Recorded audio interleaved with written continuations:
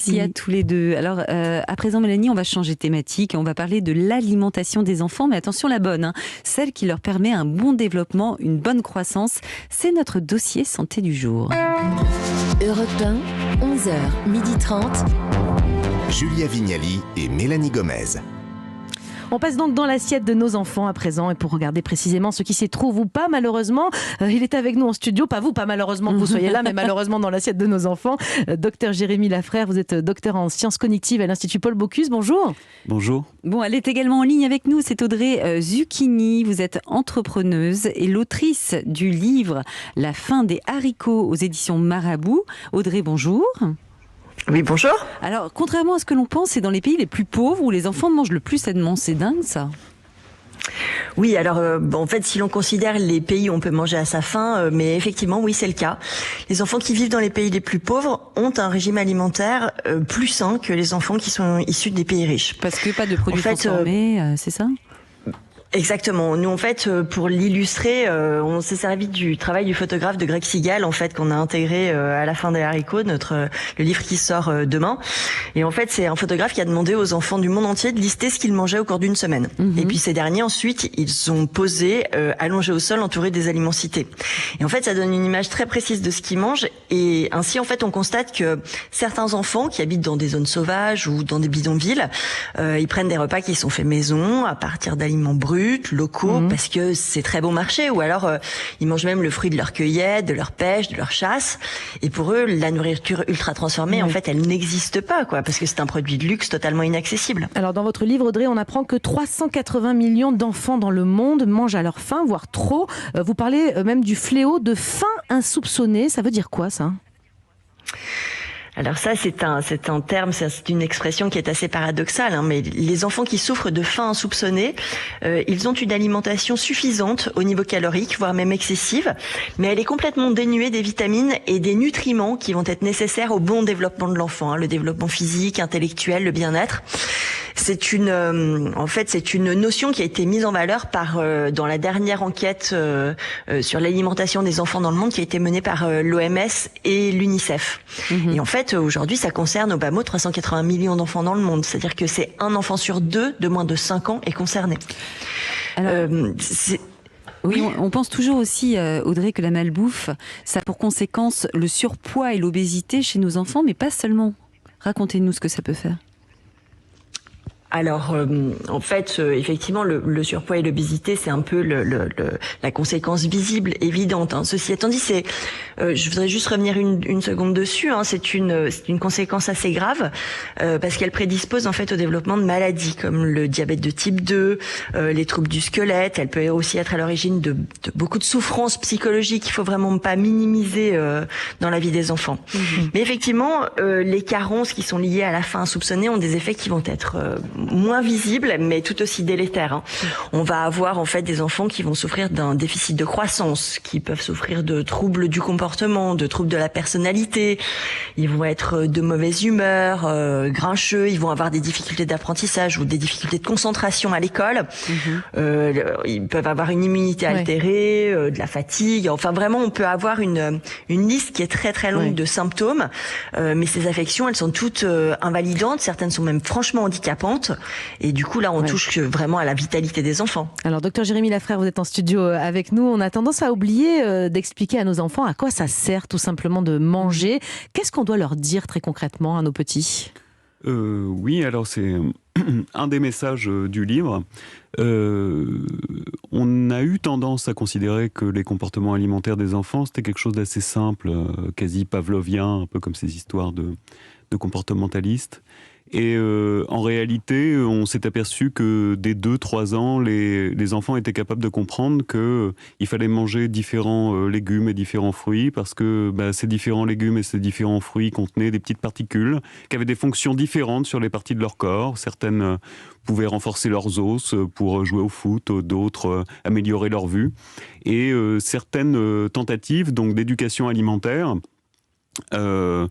ont capitalisé sur ces connaissances-là, ont essayé de les transmettre aux enfants et ont remarqué que ça induisait des changements vraiment très positifs en termes de choix alimentaires. Donc très bien, et très clairement leur expliquer les choses, ça fonctionne. On va continuer cet entretien dans un instant sur l'alimentation de nos enfants. Vous allez entendre que notamment le fameux 5 fruits et légumes par jour, eh bien, il est tenable en réalité, mais à condition d'être des parents un peu malins. On va vous donner toutes les meilleures astuces pour y parvenir sur Europe 1. Pratique. Et en ce moment, pour toute réparation d'impact ou remplacement de pare-brise, on vous offre un lave-vitre électrique Karcher. Ça nettoie sans laisser de traces. Alors profitez-en, c'est prolongé jusqu'au 16 octobre. Prenez rendez-vous maintenant sur carglass.fr. Carglass répare, Carglass remplace. Voir conditions sur carglass.fr. N'oubliez pas, carglass.fr. 11h30 sur Europe 1. Bien fait pour vous. Mélanie Gomez et Julia Vignali. Vous êtes sur Europe 1 et c'est bien fait pour vous, votre émission dans laquelle on prend soin de votre vie quotidienne, mais également et surtout à cette heure-là, tous les jours, c'est votre santé que l'on chouchoute et plus particulièrement ce matin, celle de vos enfants. Et pour en parler, 2 experts du sujet. D'abord, elle est en ligne avec nous, c'est Audrey Zucchi. Vous êtes entrepreneuse et l'autrice du livre La faim des haricots. Faim, F-A-I-M, attention. Évidemment. Et puis le docteur Jérémy Lafrère, docteur en sciences cognitives à l'Institut Paul Bocuse. Alors, docteur Lafrère, quand mon enfant ne souhaite pas manger tel aliment au prétexte qu'il n'aime pas, est-ce qu'il faut le croire? Est-ce que les enfants ont les mêmes goûts que nous, les adultes? Expliquez-nous. Ma fille, elle dit je suis allergique aux carottes et je suis allergique aux choux-fleurs. Mais c'est faux. Hein, ouais, elle n'est pas au chocolat, bizarrement. Alors, c'est la grande question, bien sûr. Moi, je travaille particulièrement sur la principale barrière psychologique à la variété alimentaire, ce qu'on appelle la néophobie alimentaire ou la sélectivité alimentaire. En fait, c'est les enfants pénibles à table et qui deviennent pénibles vers 2-3 ans alors qu'ils mangeaient de tout auparavant. Et on s'aperçoit que c'est un vrai phénomène chez la plupart des enfants et on a toutes les raisons de les croire. C'est-à-dire que on parle de phobie, mais ça a été mesuré. C'est-à-dire que c'est vraiment des instants d'angoisse et de peur pour les enfants, ces situations alimentaires. Et tout notre travail, c'est d'expliquer pourquoi ça apparaît à ce moment de leur développement. Vers 2-3 ans, donc vous dites. Mais il y en a, ils le gardent adulte, hein, parce que moi je connais certains adultes toujours allergiques aux épinards, par exemple. Absolument. Hein, des fois ça passe et des fois ça passe pas. Ouais. Et c'est quand ça passe pas que ça devient un problème de santé publique, puisque ça peut être un facteur de risque de développer des troubles du comportement alimentaire par la suite. Alors Audrey, vous êtes toujours avec nous, Audrey Zucchi. Un enfant doit manger comme un adulte ou pas? Alors c'est plutôt pas, j'imagine, mais quelle est la répartition, en tout cas pour un enfant, on va dire, aller de 6-7 ans par exemple? En termes de glucides, de lipides En fait, un enfant de 6-7 ans a besoin de beaucoup d'énergie. Donc, la moitié de son alimentation va être constituée de glucides. L'idée étant quand même que ce soit des glucides en fait qu'il va pouvoir intégrer avec pas mal de fibres et à peu près 40% de lipides qui vont être très importants pour développer en fait son cerveau. Et puis 10% de protéines, 10% de protéines animales ou végétales sans problème. On rappelle que les glucides ce sont les sucres, donc plutôt des bons sucres, et les lipides c'est tout ce qui est gras, plutôt, c'est ça. Exactement. Alors Audrey, c'est quoi le meilleur petit déjeuner selon vous? Mais en fait, ce qu'il faut savoir, c'est que tout au long de la journée, notre corps, il est en mode pilotage automatique. C'est-à-dire que le corps sécrète un certain nombre d'hormones qui vont en fait venir accompagner des réactions physiologiques. Donc le matin, on sécrète du cortisol, de la noradrénaline, qui vont nous permettre en fait de nous mettre en alerte, de l'allant pour la journée. Ouais, c'est ça. Exactement. Et où du coup le meilleur petit déjeuner, c'est celui qui va nous permettre d'apporter de pouvoir potentialiser toutes ces hormones dans notre corps. Donc on va essayer en fait d'avoir un petit déjeuner qui va se baser en fait sur d'abord s'hydrater parce que ça va faire 9, 10 ou 11 heures que l'enfant n'a pas bu. Donc c'est très important en fait pour que le cerveau fonctionne bien. Ensuite pas trop de glucides parce que le matin le corps est très sensible à l'insuline.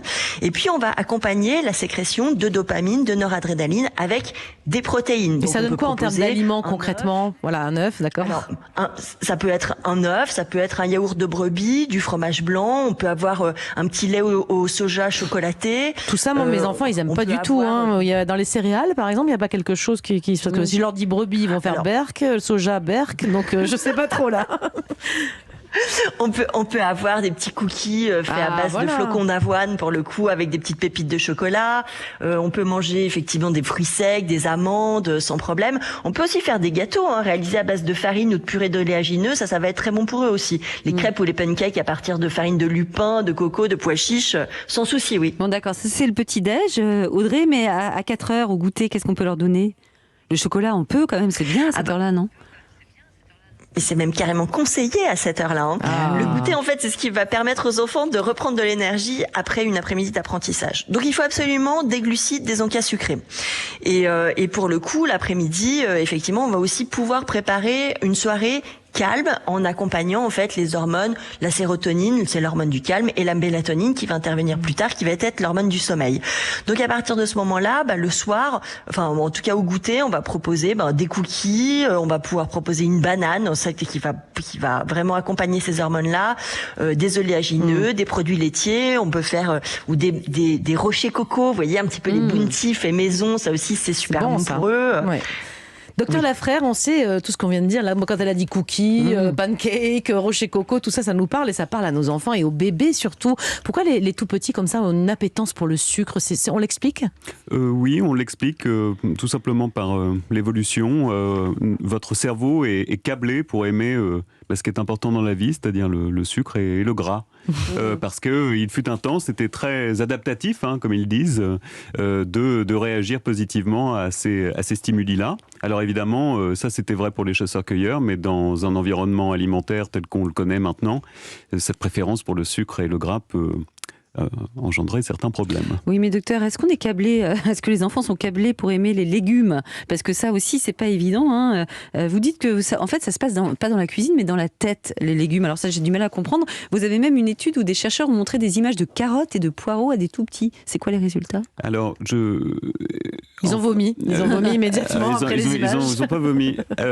Je vous ai dit qu'on était précablés pour aimer le sucre et le gras, mais on est aussi câblés pour vraisemblablement pour se méfier des plantes. Ah oui. Donc j'ai des collègues qui travaillent avec des bébés. Quand on leur présente des plantes par rapport à d'autres objets, on s'aperçoit qu'ils en ont les jetons, quoi. C'est-à-dire qu'ils mettent du temps avant de toucher les plantes. D'accord. Un brocoli, ça fait super peur en même temps, je suis d'accord. Le brocoli fait peur. Et alors donc que la frite est rassurante. Exactement. Et donc ça pourrait persister sous la forme des rejets alimentaires dont on parle dans le livre, qui ciblent principalement les fruits et les légumes. C'est-à-dire il y a des barrières sensorielles. Déjà, c'est amer. Les enfants n'aiment pas l'amertume. Ça fait pas partie du câblage pour lequel on est fait.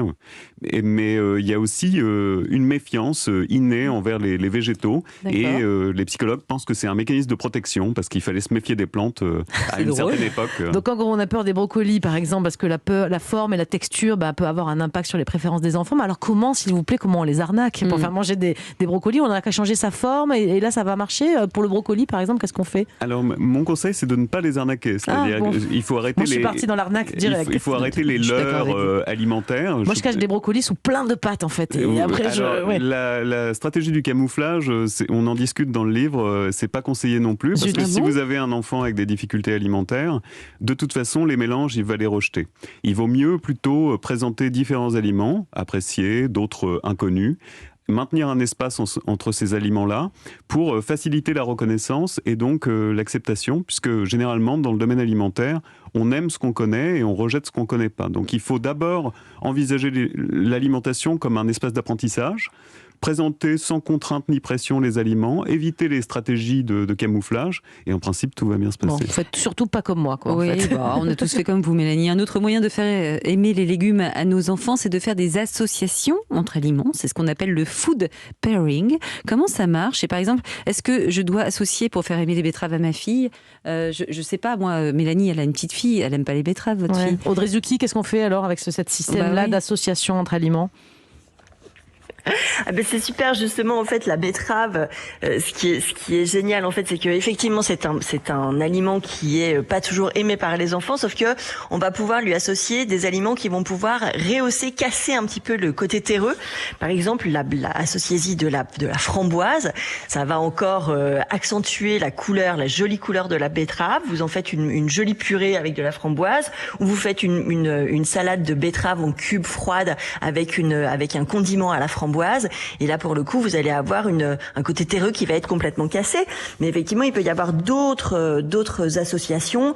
On va pouvoir avoir des associations qui vont être plutôt crémeuses, c'est-à-dire qu'on peut y associer du yaourt, du fromage de chèvre, on peut y associer du bacon. On vous propose comme ça sur un certain nombre d'aliments, en fait, plusieurs associations dont elles sont reconnues comme étant des exhausteurs de goût ou, en tout cas, des modificateurs de goût qui vont permettre à l'enfant de plus apprécier cet aliment-là. Non, mais ça, c'est sans une bonne... pour autant, effectivement, le dénaturer, parce que c'est important qu'il le reconnaisse pour apprendre, in fine, à l'aimer. Mais ne vous découragez pas, parce que vous savez, au bout de plusieurs présentations à l'enfant, il finira forcément, et ça c'est la science qui nous le dit, par aimer l'aliment. Bon. Vive les betteraves. Pas de découragement alors. Merci à tous les deux de nous avoir accompagnés ce matin et surtout pour cet éclairage sur l'alimentation des plus jeunes et sur les méthodes qui fonctionnent vraiment pour leur faire avaler enfin des brocolis et des betteraves, terminer les grimaces à table normalement avec tout ça. Enfin, on va essayer de tester ça à la maison avec Mélanie et on vous dira.